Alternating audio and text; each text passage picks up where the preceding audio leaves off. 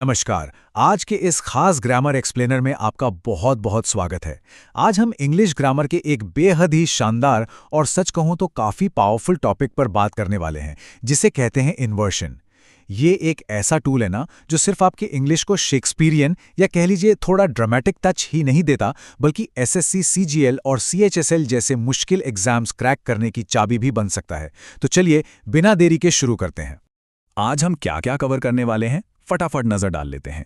सबसे पहले देखेंगे कि ये ग्रामर इन्वर्जन आखिर है क्या। फिर बात करेंगे पूर्ण यानी कंप्लीट और आंशिक यानी पार्शियल इन्वर्जन की। इसके बाद इफ के बिना कंडीशनल वाक्य, फिर नेगेटिव एडवर्बियल्स, कुछ अन्य ट्रिगर्स और आखिर में सबसे जरूरी एग्जाम्स में आए हुए असली सवाल। तो चलिए पहले हिस्से की तरफ बढ़ते हैं। ग्रामर इन्वर्जन क्या है? देखिए, अगर बिल्कुल बेसिक डेफिनेशन की बात करें तो इन्वर्जन का सीधा सा मतलब होता है किसी सेंटेंस या फ्रेज में शब्दों के नॉर्मल ऑर्डर को उलट देना। आमतौर पे क्या होता है, पहले सब्जेक्ट आता है फिर वर्ब, राइट। लेकिन इन्वर्जन में हम इस ऑर्डर को पलट देते हैं। और ऐसा हम क्यों करते हैं? भाषा को थोड़ा और फॉर्मल बनाने के लिए या फिर किसी खास ग्रामेटिकल रूल को फॉलो करने के लिए। इसे एक बहुत ही आम सी डेली लाइफ सिचुएशन से समझते हैं। सवाल पूछना एक नॉर्मल सेंटेंस होता है, यू आर रेडी, तुम तैयार हो।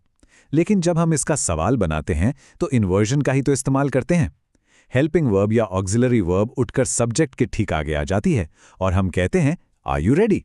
बस यही तो है इन्वर्जन का सबसे बेसिक रूप। अब बढ़ते हैं दूसरे हिस्से की ओर, पूर्ण यानी कंप्लीट बनाम आंशिक यानी पार्शियल इन्वर्जन।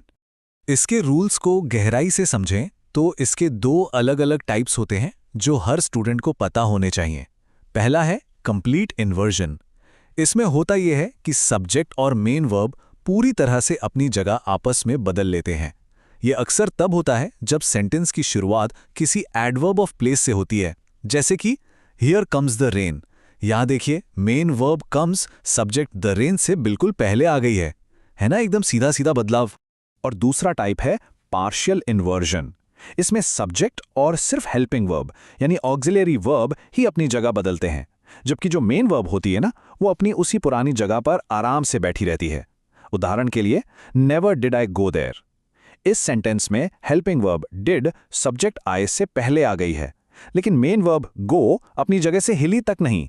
यह फर्क समझना बहुत बहुत जरूरी है। अब आते हैं तीसरे हिस्से पर, इफ के बिना कंडीशनल सेंटेंसेस। पहली बड़ी सिचुएशन जहां इन्वर्जन काम आता है वो है कंडीशनल वाक्यों से इफ को ड्रॉप कर देना। इमेजिनरी या काल्पनिक प्रेजेंट सिचुएशंस को ही ले लीजिए। If I were a bird I would fly.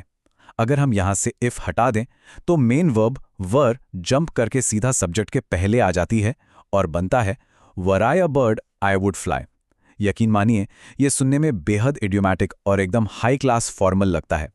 इसी तरह पास्ट के कंडीशनल वाक्यों में इफ को हटाने पर हेल्पिंग वर्ब हैड को मजबूरन सब्जेक्ट से पहले आना पड़ता है। इसका एक बेहतरीन उदाहरण देखिए, had I seen you I would have stopped my car. अगर मैंने तुम्हें देखा होता तो मैं अपनी कार रोक लेता। एग्जाम्स के पॉइंट ऑफ व्यू से ये स्ट्रक्चर बिल्कुल रट लीजिए, क्योंकि स्पॉटिंग एरर वाले सवालों में ये बार बार पूछा जाता है। रियल या ओपन कंडीशंस की बात करें तो वहां इफ की जगह हम शुड का इस्तेमाल कर सकते हैं। If you should need my help को इन्वर्जन का तड़का लगाकर हम कह सकते हैं should you need my help do call मी। ये तरीका अंग्रेजी में बहुत ही ज्यादा पोलाइट यानी विनम्र माना जाता है, एकदम प्रोफेशनल लेवल की इंग्लिश। चलिए अब बात करते हैं भाग 4 की, नकारात्मक और प्रतिबंधात्मक क्रिया विशेषण यानी नेगेटिव और रिस्ट्रिक्टिव एडवर्बियल्स। ये कुछ बहुत ही कॉमन नेगेटिव ट्रिगर्स हैं जिन्हें आपको ध्यान में रखना है। Never, rarely, hardly, seldom, बेयरली, scarcely, not until और इन नो वे। रूल ये है कि जब भी कोई सेंटेंस इन शब्दों से शुरू होता है तो वाक्य में एक अलग सा वजन और पावर डालने के लिए इन्वर्जन का इस्तेमाल करना पूरी तरह से मैंडेटरी यानी अनिवार्य हो जाता है। आप इसे इग्नोर नहीं कर सकते। इस फर्क को खुद महसूस कीजिए। डेली यूज की इंग्लिश में हम एकदम कैजुअल टोन में कहते हैं I have never seen such a beautiful place, लेकिन जब इसमें हम ड्रामेटिक इन्वर्जन डालते हैं तो नेगेटिव वर्ड को शुरुआत में ले आते हैं और तब हेल्पिंग वर्ब हैव को सब्जेक्ट आई के आगे आना ही पड़ता है। वाक्य बनता है never have I seen such a beautiful place. Notice किया आपने? यह सुनने में कितना ज्यादा इंपैक्टफुल और दमदार लग रहा है। टेक्स्ट बुक्स के इन एग्जाम्पल्स को ही देख लीजिए। वाक्यांश जैसे hardly had she open the door या बेयरली डिड निधि मैनेज। यहां साफ दिख रहा है कि कैसे नेगेटिव एडवर्ब के तुरंत बाद ऑक्सिलरी वर्ब ने अपनी जगह एकदम लॉक कर ली है।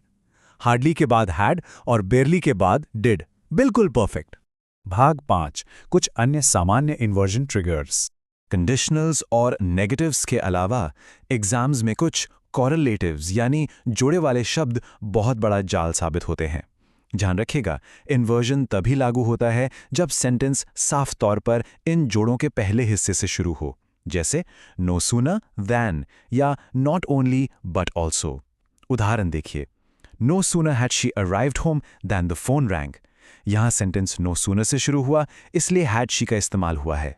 इसके अलावा जब हम छोटी छोटी बातों में सहमति जताते हैं, शॉर्ट अग्रीमेंट रिस्पॉन्सेज जहां सो, नीदर या नॉर का इस्तेमाल होता है, वहां भी सब्जेक्ट के हिसाब से हमेशा पार्शियल इन्वर्जन का ही यूज होता है।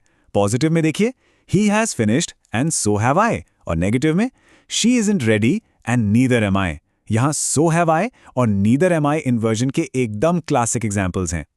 और अब भाग 6, परीक्षा के प्रश्नों में महारत। अब वक्त आ गया है इन सारे रूल्स को असली मैदान में आजमाने का।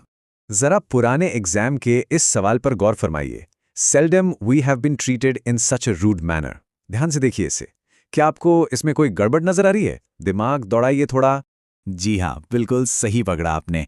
क्योंकि ये सेंटेंस एक नेगेटिव एडवर्ब सेल्डम से शुरू हो रहा है, तो हमारा रूल क्या कहता है? हेल्पिंग वर्ब हैव को हर हाल में सब्जेक्ट वी से पहले आना ही होगा। तो सही और ग्रामेटिकली करेक्ट वाक्य बनेगा, seldom have we been treated in such rude manner. Simple, right? चलिए अब एसएससी सीजीएल के इस थोड़े एडवांस लेवल के सवाल को एनालाइज करते हैं, जिसमें नॉट अंटिल वाला बेहद रेस्ट्रिक्टिव फ्रेज यूज हुआ है। सवाल है, not until the auditors had submitted their exhaustive report dash the full extent of procedural lapses become evident. अब ब्लैंक के लिए ऑप्शंस हैं a did, b had, c was, d has. क्या लगता है? अगर आपने ऑप्शन ए यानी डिड सोचा तो आप बिल्कुल सही हैं। क्यों? क्योंकि नॉट अंटिल एक नेगेटिव फ्रेज है जो इन्वर्जन को ट्रिगर करता है। अब देखिए, आगे जो मेन वर्ब है बिकम, वो अपने बेस फॉर्म यानी फर्स्ट फॉर्म में है। तो बेस फॉर्म के साथ तो प्रेजेंट सिंपल या पास्ट सिंपल की ऑक्सिलरी ही आ सकती है, और क्योंकि बात पास्ट की हो रही है, इसलिए डिड ही यहां इकलौता ग्रामेटिकली करेक्ट ऑप्शन बचता है।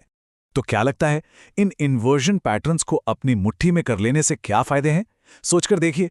इन रूल्स को अच्छे से समझ लेने से न सिर्फ आपके कॉम्पिटिटिव एग्जाम्स में कुछ सॉलिड मार्क्स पक्के हो जाएंगे, बल्कि जब आप इंग्लिश बोलेंगे या लिखेंगे ना, तो उसका लेवल एकदम अलग ही होगा। तो अगली बार जब कुछ बोलना हो या लिखना हो, तो क्या आप वही पुराने नॉर्मल वाक्य चुनेंगे या फिर इस इन्वर्जन के टूल से अपनी भाषा को एक शानदार ड्रामेटिक टच देंगे? चॉइस आपकी है। सीखते रहिए और अपनी स्किल्स को ऐसे ही निखारते रहिए। Thank you so much for visiting my YouTube channel and my unofficial biology on Facebook page. Thank you.